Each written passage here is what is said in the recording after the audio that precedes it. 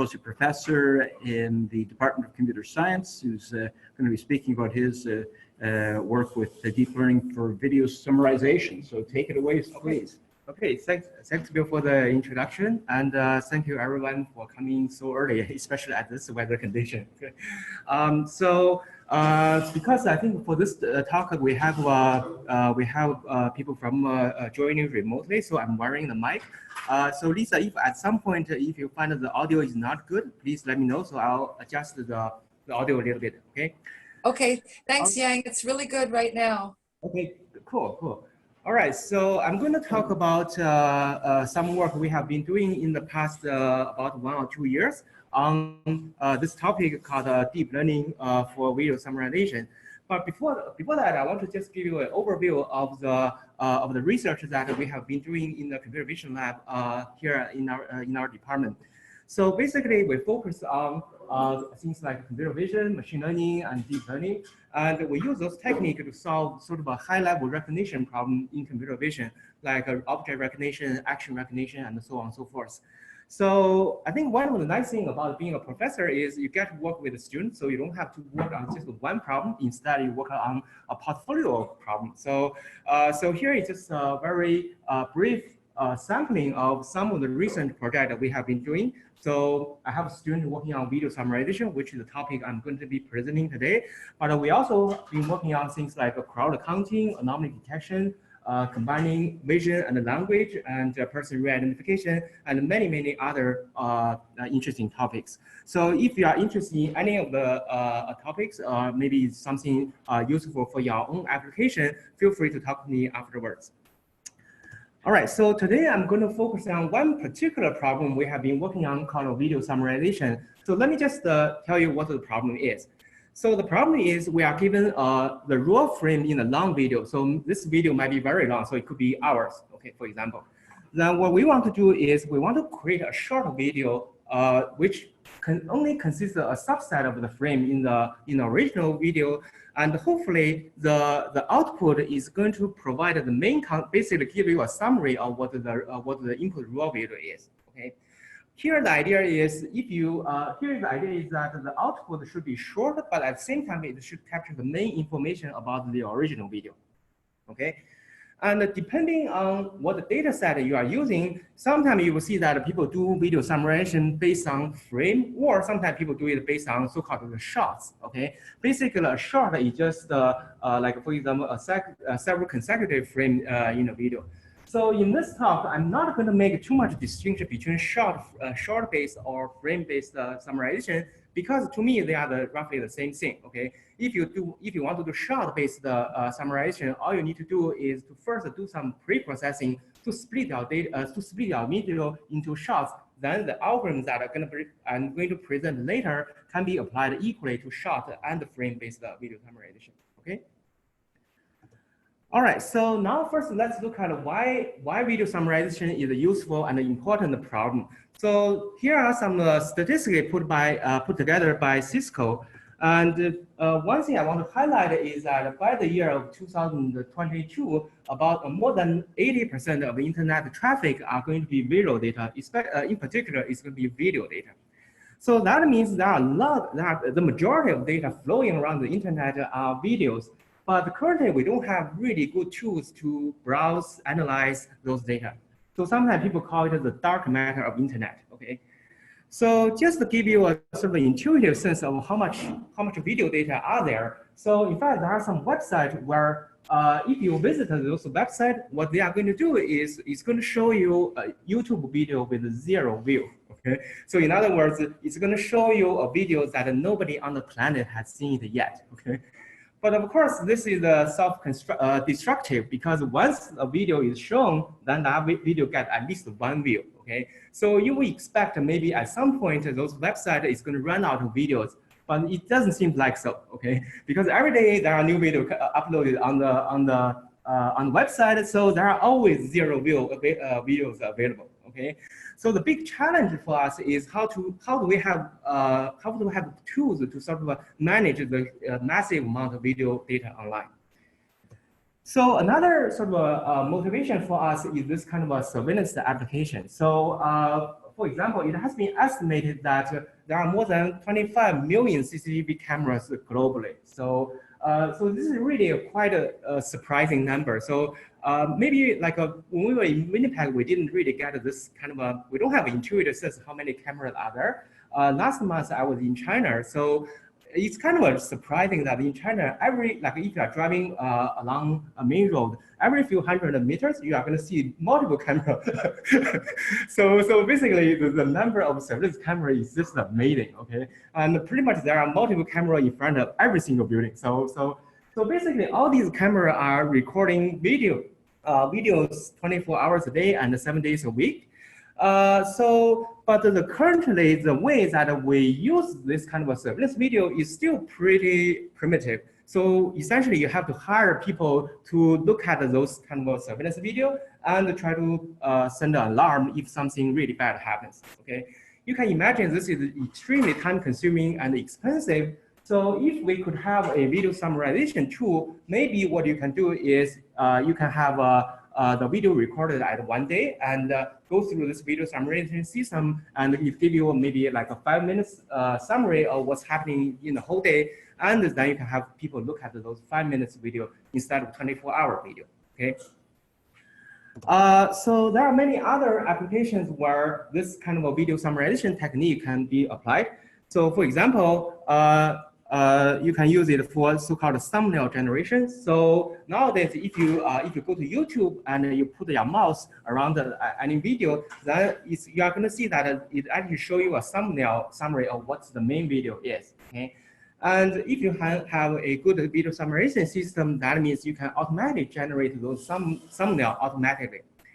And it can also be used for example, video ads customization. So in many social forums nowadays, in many social platforms, if you want to put a video ads, they actually have a limitation on how long that video can be, okay? Depending on the platform, they have different lengths.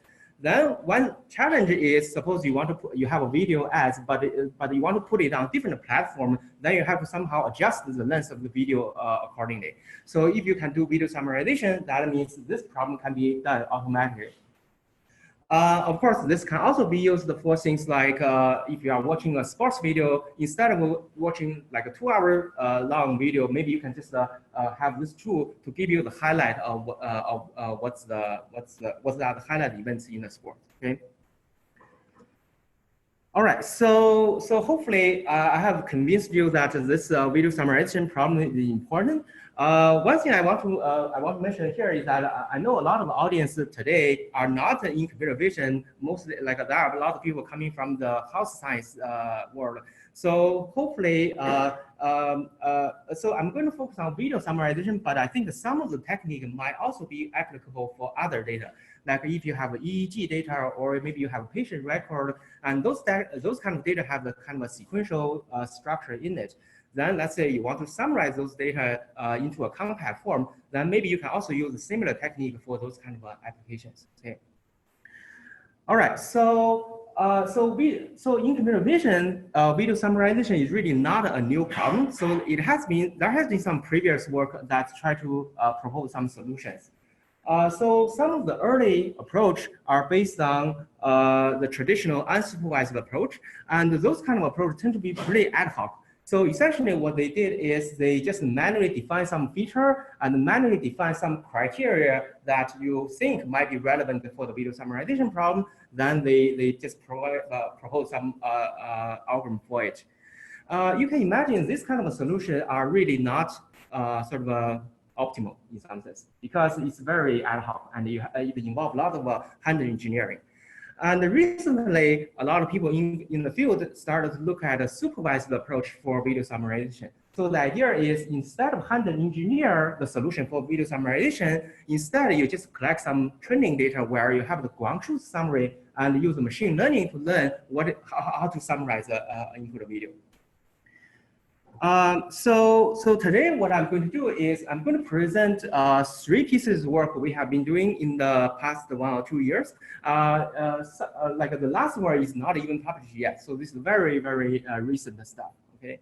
So let's first start with the first work called a fully convolutional sequence network for video summarization.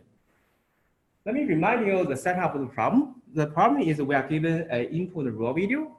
Then what we want to do is we want to have a machine learning algorithm to produce a sequence of 0-1 labeling on this video. Okay, so if a frame is labeled as 0, that means that frame is not selected in the summary. But if it's labeled as 1, that means that frame is selected as part of the summary. Okay. Then once you have this 0-1 labeling, you can pick all the frames that are being labeled as 1. Then this will give you the result that you want. Okay. All right, so then that means during training, this is the format of the training data that you are going to need.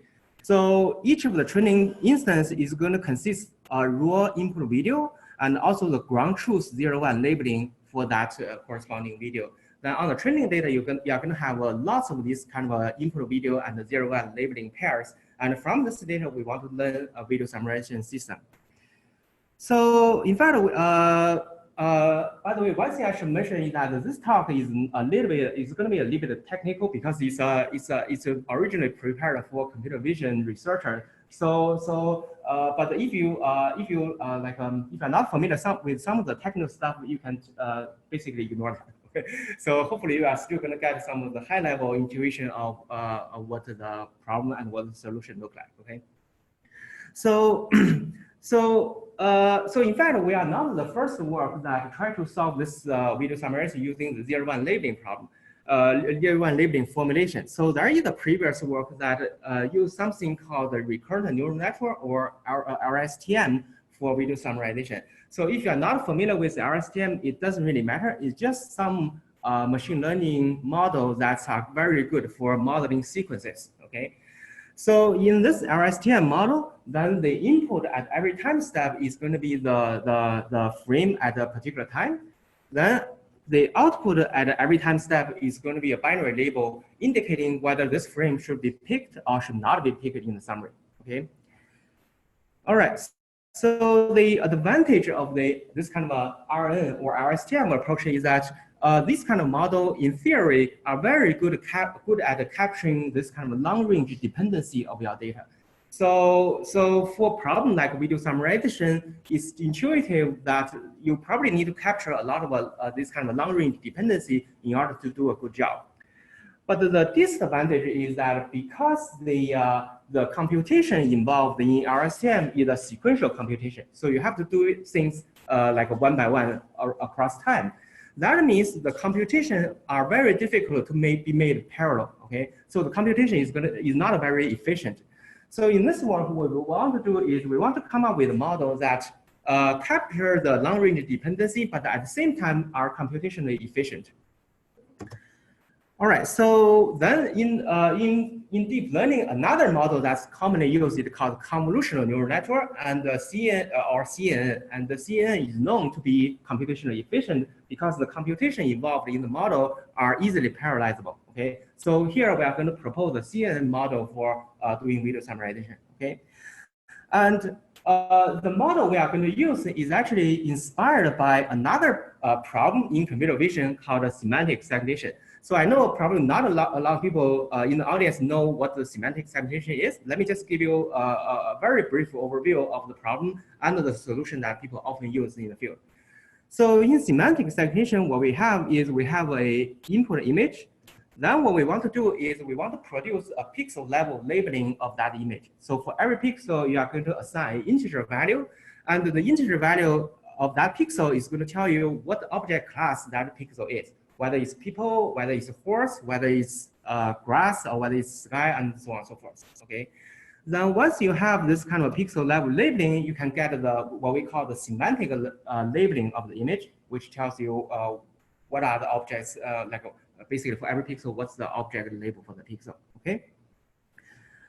All right, so semantic segmentation is a problem that has been widely studied in computer vision. So there are tons of papers on this problem already, okay?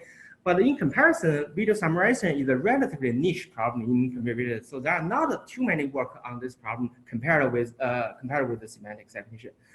But the observation that we had is, in fact, video summarization and semantic segmentation are very similar problems. Because in video summarization, what you have is you have a sequence of of images or sequence of frames, then what you are trying to do is you are trying to labeling every frame rather than labeling every pixel, okay? Then once you have this kind of frame level labeling, you can get the video summarization result, okay? So at a very, very high level, although these are two different problems in computer vision, they share a lot of similarity. So in semantic segmentation, you are labeling every pixel, but in video summarization, you are labeling every frame. And in semantic segmentation, your input in some sense is a two-dimensional data because your image has a width and has a height, so it's a two-dimensional matrix. But in video summarization, in some sense, your data is a one-dimensional data because it's a data that's that like you have a sequence of frames. Okay. All right. So that by observing the similarity, the connection between this problem, this allows us to essentially borrow whatever model that people have proposed in semantic segmentation and adjust it for video summarization. Okay. So that's exactly what we did. And let me first give you a sort of an overview of the common model that people use for semantic segmentation, okay? So the most widely used approach is based on convolutional neural network or CNN. So in this approach, what you have is the input data are represented by a sort of a three-dimensional tensor, okay? Because for every image, for every pixel, it's a three-channel sort of input because for every pixel is represented by the RGB value. So there are three numbers representing one pixel. So that means the image here is the size of the input is going to be h by w by 3. So h and w are the height and the width of the image. Then for this kind of, when you use convolutional neural network for semantic segmentation, usually those models have something called the encoder network, okay? And what the encoder network is going to do is it's going to extract some visual feature from the input image. So if you are not familiar with the CNN, it doesn't really matter about the technical detail. Just at the high level, essentially the encoder network is just trying to represent the image in some other fashion so that it captures some kind of visual information about the image. So usually those kind of encoder network is going to have multiple layers. And the kind of a layer that people often use in the encoder network are things like a 2D convolution, 2D pooling, and other kind of layers. But the key thing to remember is in the encoder network, all the operations are 2D operations, like a 2D convolution or 2D pooling. So again, if you're not familiar with the deep learning, don't worry too much about the details. So the key thing is just the encoder network consists of many layers, and each of the layers correspond to some kind of 2D operation. So, for example, if you want to do for the 2D convolution, that just means that you put a small filter of certain size at every location in the image, and this filter is going to try to extract visual features. Like, for example, it's going to extract a feature like whether there is the oriented edge, or whether there's a corner, or whether it's something look like a human face or something like that. Okay. So at the end of the encoder, what you get is something we call the feature map. Okay, so this feature map essentially is a three-dimensional tensor that summarizes what the input image look like. Okay, so the key thing to remember is that the feature map, the spatial dimension of the feature map here tend to be smaller than the original image. Okay, so if your original image is h by w, the spatial size of the feature map tend to be something smaller. Maybe it's the one, like for example, 1/4 of the original image or something like that. Okay, depending on the exact encoder that you are using. Okay. So then after you get the feature map, most of the model will also have a so-called decoder stage. Okay. So in the decoder, what you want to do is you want to take this feature map that you extracted using the encoder and reconstruct the whatever output you want. Okay. So the in the decoder stage, again, it consists of many layers, and the layer used in the decoder are usually things like a 2D deconvolution or 2D unpooling. Okay. Again, don't worry too much about the technical detail. Just remember that all the layers in this decoder are also 2D operations. Okay.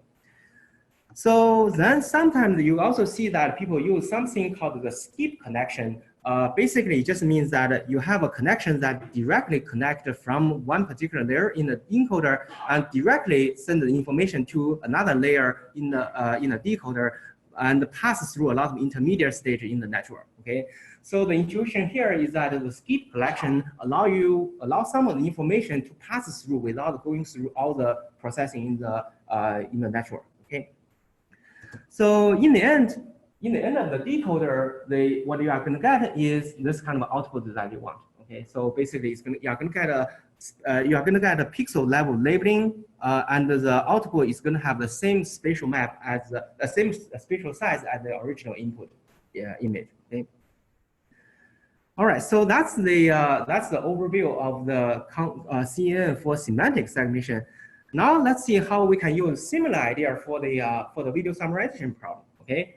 So here, the key observation we had is we are going to first use a off-the-shelf CNN model first to pre-process each of the frame of the video. Okay, so this is a very standard technique that people often use. So you can use the pre-trained image CNN to pre-process the frame so that each of the frame in the video is represented as a long vector. Okay, if we do that, then it turns out you can think about a video just as a one-dimensional image with a much higher number of channel dimensions. Okay, so here we can represent the video as a 1 by t by d tensor, and the t is just the length of the video. So basically, this is the number of frame, and this is d here is just a dimension of the frame feature that you use to extract the feature on each frame. Okay, so remember I mentioned that we are going to pre-process every frame by a pre-trained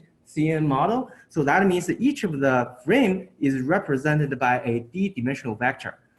After we do that, then the video can be represented by this 1 by t by d-dimensional sort of a 3D tensor. Okay, in other words, it's a one-dimensional image with a channel dimension of d. Okay, so that's the only, so if you think about the connection between video summarization and the semantic segmentation, in semantic segmentation you have a two-dimensional input, but the channel dimension is 3. But in video summarization you have a one-dimensional image, but the channel dimension is d. Okay. All right, so then that means we can borrow whatever idea that has been proposed for the semantic segmentation for the video summarization problem.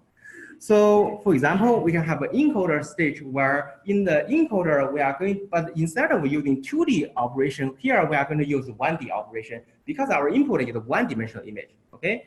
So for example, the layer in the encoder are things like 1D convolution or 1D pooling. Okay. So let me just show you an example of how the 1D convolution works. So in 1D convolution, you are going to have a sliding window that cover several frames, like maybe 5 frames. Okay. Then what this window is going to do is it's going to extract a feature from those 5 frames that it covers. Okay. Then you are going to slide this window across the time dimension, and at every time dimension, you are going to extract a feature at a different location in the video. So then at the end of the encoder, you are going to get some kind of a feature map, and the length of the feature map is going to be shorter than the length of the original video, just like in the semantic segmentation case. Okay. Then we are also going to have a decoder stage, where in the decoder stage we are going to have 1D deconvolution and 1D unpooling, just like in the semantic segmentation case. The only difference here is that you have to replace all the 2D operation by the 1D operation. Okay. Then just like a semantic segmentation, we can also use skip connection to connect some of the layer from the encoder directly to some other layer in the decoder in order to pass information through without going through every single layer in the network.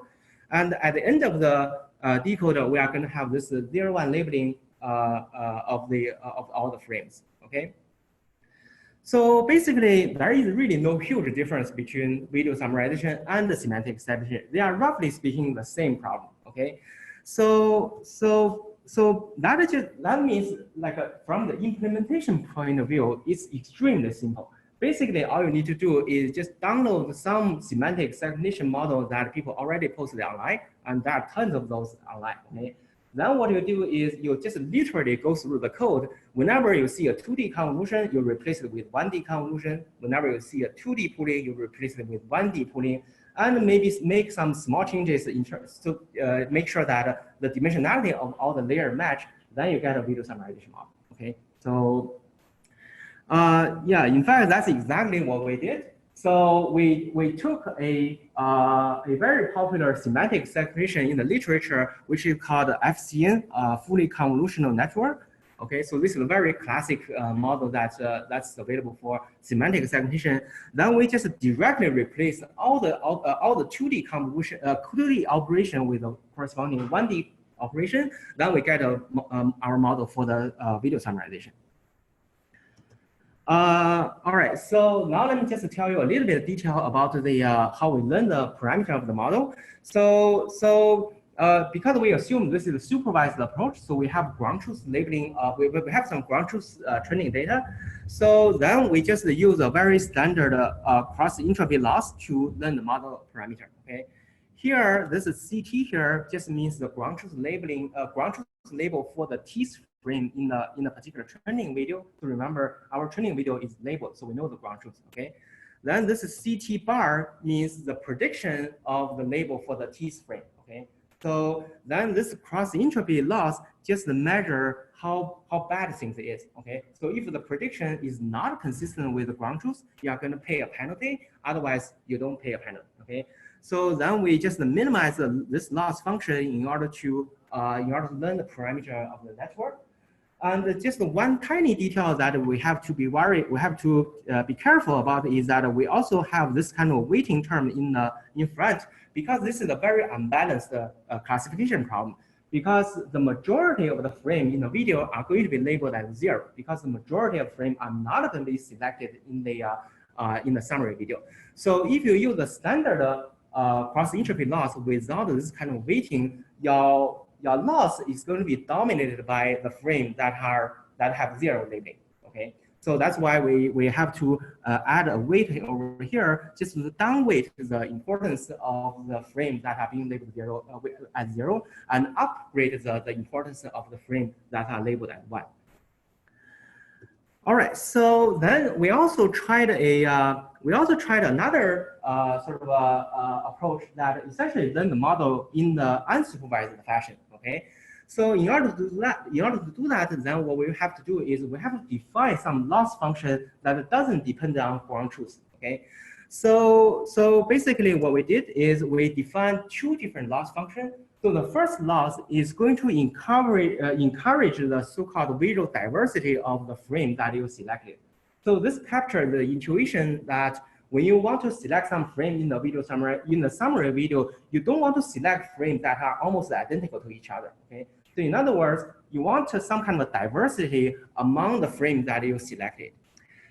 So the second loss essentially is trying to encourage that the frame that you selected can reconstruct the original frame in the raw video well enough. Okay, so the idea is you want to select the frames that are in some sense representative of the original video. Okay, so the key thing to notice here is that both of the loss can be defined without requiring the ground truth labeling of the frame. Okay, so that means if you minimize the loss, you are going to be able to learn the model in the unsupervised way.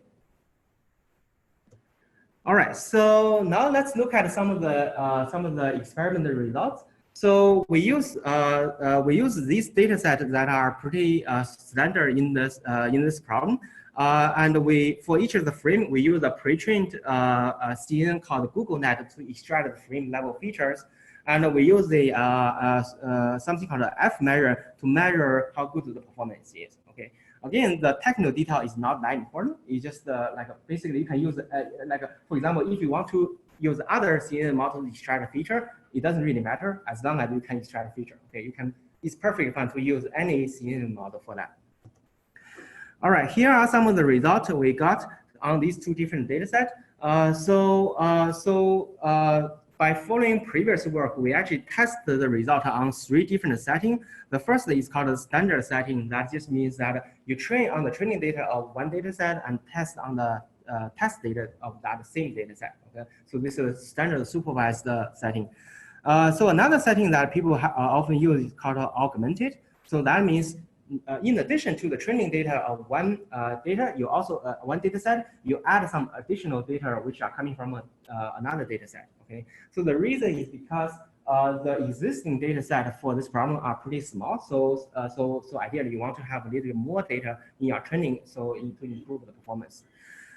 So another setting we consider is something called the transfer setting. So that means you train on the training data of one data set, but you test on the test data of another data set. Okay, so this will give you an idea of how generalizable your model end up being. Okay, so here are some of the comparison with the previous work. And you can see that our approach outperforms a lot of the existing state of art in most cases. Okay.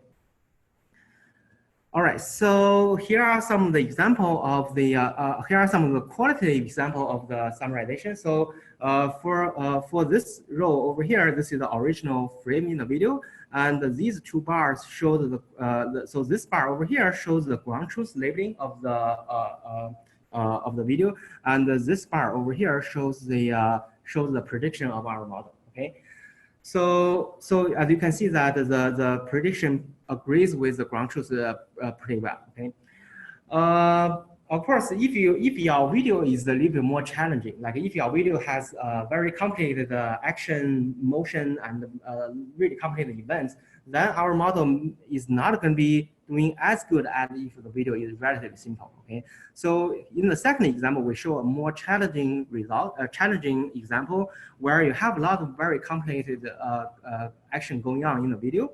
Then the performance is not as good as the first example. Okay. All right, so then we also, here are some of the results for the, showing the comparing with previous approach using this unsupervised setting. So again, our approach outperformed most of the state-of-the-art results. Okay. All right, so that's the first work on video summarization. Now I'm going to move on to the second work, which is on how to learn the video summarization from what we call the unpaired data. So the challenge, like one of the difficulties. So after we did the first piece of work, one thing we felt very unsatisfying is in order to train a model, summarization model, you need to have this kind of a ground truth labeling training data. Okay, which is very expensive to get. Okay, basically what you have to do is you have to hire people, look at the video and labeling every frame in the video. So it's extremely time consuming. Okay. So then the question that we ask in this project is it possible to learn the video summarization from other data which might be easier to get? Okay, so then we come up with this idea of, can we learn it from something we call the unpaired data? Okay, so in this setting, we are going to assume that we have access to two different sets of videos. The first set we call V, and in this set we only have raw videos. Okay. And obviously, raw videos are very easy to get. You just need to download some raw video from the internet. Okay. Then we are also going to assume that we have another set of video. We call it S, and these are ground truth summary videos. Okay. But the key thing is that between these two sets, there is no correspondence. That's why we call it the unpaired data. Okay. So the reason that we believe this setting is more realistic is that, like as I mentioned earlier, raw video obviously are very easy to get. Okay. At the same time, good summary video are also very easy to get. Okay. So things like a movie trailer or sports highlight or other kind of professional edited video, there are tons of those kind of very good summary videos online. Okay. So it's actually not that difficult to get a large amount of a good summary video. But the key challenge is when people post the movie trailer online, usually they don't put the original movie online, okay, unless you are doing something illegal. So basically, like for those good summary video online, you don't have the corresponding raw video. Okay, if you do, the problem will become easier. Okay. So then the question we want to ask is, suppose we are given these two sets of videos without correspondence, can we learn a video summarization model so that in the future, if I give you a raw video, you can produce a summary video, okay? All right, so then let's look at, before I talk about the technical detail, let me just give you an intuition on why this is even possible, okay? Why is it possible to use summary video without the corresponding raw video to learn video summarization, okay? So the intuition we had is that there are some generic characteristics about what makes a good summary video, okay? So for example, they tend to contain the main object of interest, and they tend to contain some of the interesting action or events happening in the video. And the frame in those summary videos tend to be diverse, or in other words, they are non-repetitive, and they tend to give you a sort of a coherent story of what's happening in the video, okay? So basically, these are generic characteristics that apply to any summary video if you consider that summary video to be a good one, okay? So our idea is, given these two sets, maybe you can learn something about what makes a summary video to be a good one, then this will guide your learning, okay? All right, so now let me tell you what our model looks like, okay? So if you are familiar with deep learning, in particular, if you are familiar with something called generative adversarial network, or GAN, then you are going to see that our approach is heavily inspired by this GAN approach, okay? So here is how our model looks like. So remember that we are given the raw video here, and we are going to define a neural network, which we call the keyframe selection network.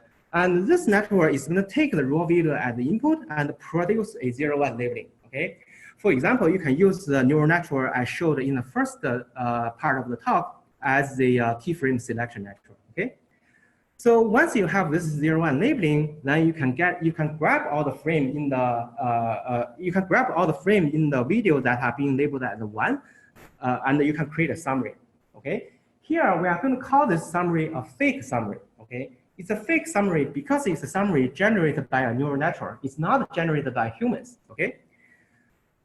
And remember, we also have another set, which is the real summary, which is a set of real summaries, okay? For any summary video coming from the other set, we are going to call it a real summary video because it's generated by humans, okay? Then what we are going to do is we are going to have a second neural network, and this neural network is going to take one of the summary video as the input and produce a binary label indicating whether it's a real summary or whether it's a fake summary, okay? So in other words, this neural network is going to try to differentiating whether the summary video is generated by the human or whether it's generated by the keyframe selection network, okay? So then, suppose you can learn this two neural network. In the end, during testing, what you can do is you can just take this part of the architecture, and this will give you a model for doing video summarization, okay? All right, so now let's look at a little bit detail of our model architecture. So for the keyframe selection network, we use exactly the FCSN model that I showed in the first part of the talk. And for the summary discriminator network, what we did is we take the encoder part of the FCSN, then we add some fully connected layer in the end because the discriminator needs to output a binary label, okay? All right, so now let's look at how to train these two networks together, okay? So again, if you are familiar with GAN, this is going to look awfully similar, okay? So basically what we want to do is we want, for the keyframe selector, the job of this network is it's going to try to learn its parameter so that the summary is generated can fool the discriminator. Okay, so it's going to try to generate a summary that looks almost like a human-generated summary in order to fool the discriminator. And what the discriminator is going to try to do is going to try hard to differentiate between real summary and fake summary. Okay, so again, you can set up this. I'm going to skip a lot of detail here, but again, if you are familiar with GAN, this is pretty much exactly like how the GAN works. Okay, basically, you can set up this kind of a loss function, which is something like a two-player minimax game, so that the frame selector is going to try to encourage. You are going to encourage it to sort of learn its parameter so that it's going to fool the discriminator.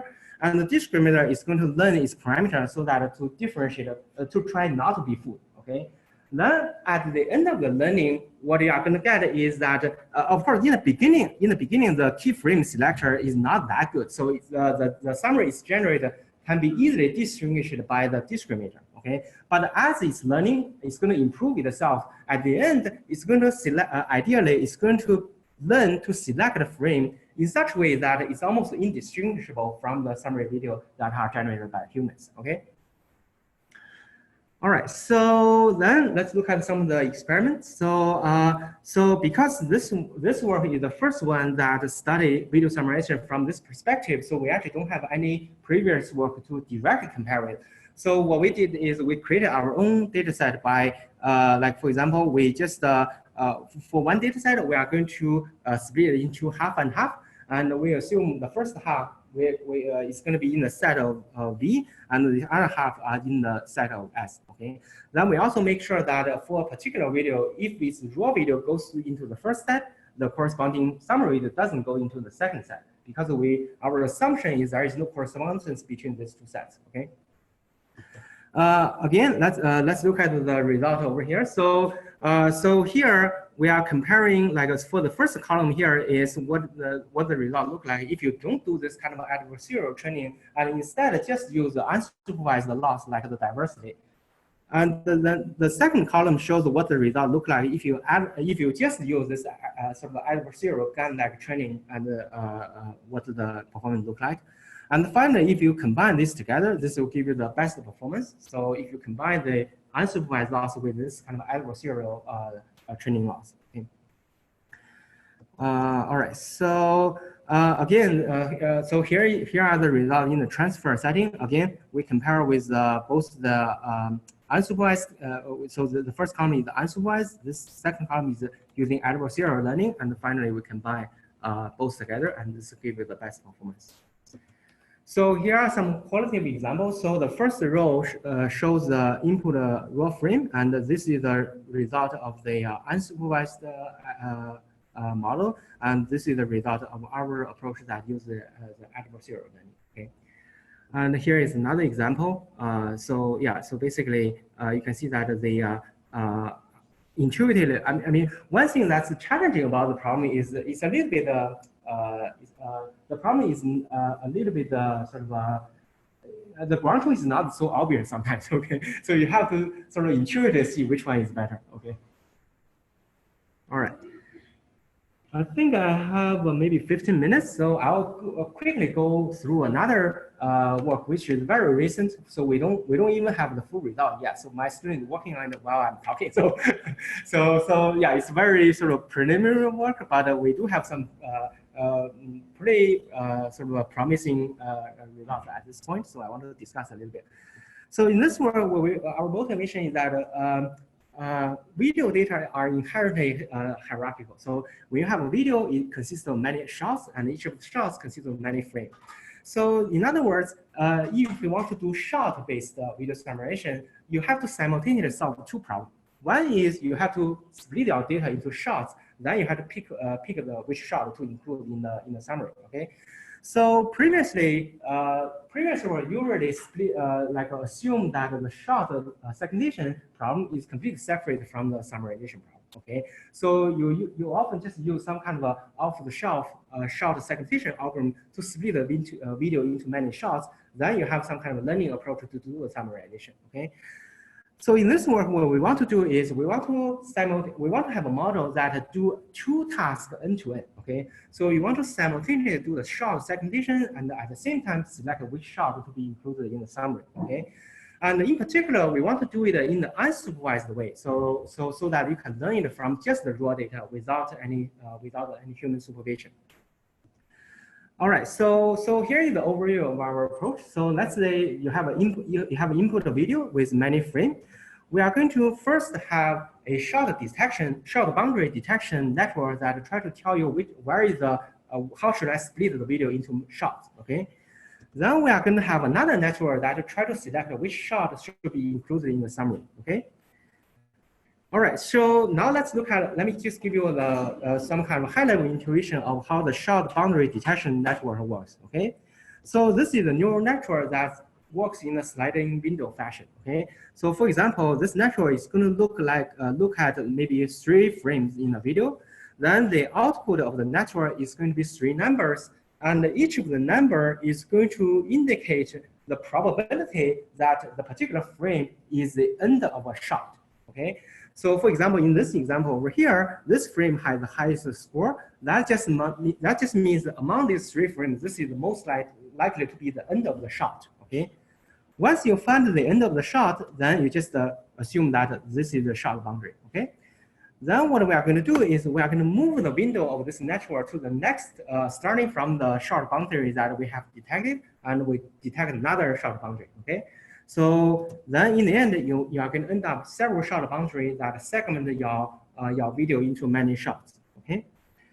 Then again, I'm going to skip the detail over here. So we use something called the self-attention for the short boundary detection. But I mean, the technical detail really doesn't really matter. You can equally just use other neural network for this task. Okay.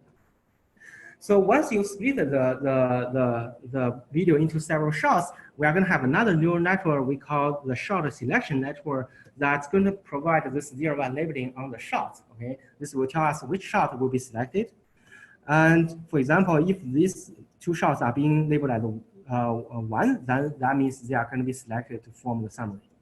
Again, I'm skipping the detail here. Again, we use something called the self-attention network for the shot selection as well. So then for the loss function, we just define 2 different loss, one for shot detection, one for shot selection. The nice thing is both loss functions like they are defined in a way that they don't require ground truth. Okay, so basically you can learn it in the unsupervised way. Okay, so as I mentioned, this is pretty preliminary work, so don't take the number too literally yet. Okay, here are some just the preliminary results we got. So on one data set, we already got pretty good results. So yeah, so I'm hopeful that in the next few months we are going to have something that's on this direction. Okay. All right, so to summarize, I have introduced 3 pieces of work on video summarization that we have been doing in the past 2 years. So the first one is called fully convolutional sequence network. So the idea is to use sort of one-dimensional convolution model to do the video summarization problem. So the second one is called learning from unpaired data, where you want to learn this summarization model without having this kind of paired data. Okay. Finally, I introduced this kind of end-to-end unsupervised approach for short detection and summarization. Okay. Finally, I want to acknowledge my 2 students who are involved in this work, and I'm happy to take any question either from here or maybe remotely online. Thank you.